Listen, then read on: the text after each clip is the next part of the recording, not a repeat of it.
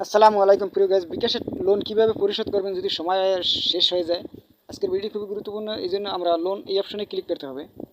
Loan এই অপশনে click করার পরে প্রিয় গাইস, আপনার মেয়াদ শেষ হয়ে গেলে যে আপনি টাকা ভরতে পারেন না, এই জন্য পরবর্তীতে কীভাবে লোনটি দেবেন, এই জন্য আপনি লোন বিবরণী এই অপশনে ক্লিক করতে হবে। লোন বিবরণী এই অপশনে ক্লিক করার পরে প্রিয় গাইস, তারপর লোন পরিশোধ করুন এই অপশনে ক্লিক করতে হবে। লোন পরিশোধ করুন এই অপশনে ক্লিক করার পরে আপনি কত টাকা করবেন, যেমন 1300 এখানে লেখা আছে। আপনি 1300, আমার এটা 1316 টাকা 62 পয়সা আছে। যেমন আমি এটা কি পুরো পরিশোধ করব নাকি আংশিক কিছু করব, আমি আংশিক করব।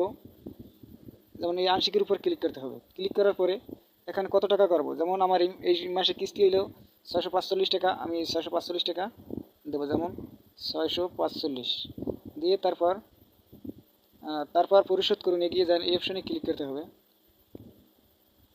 এই অপশনে ক্লিক করার পরে আপনার পিন দিয়ে আমি আমার পিন দিয়ে আমি আমি আমার পিন দিয়ে তারপরে কনফার্ম এই অপশনে ক্লিক করলাম।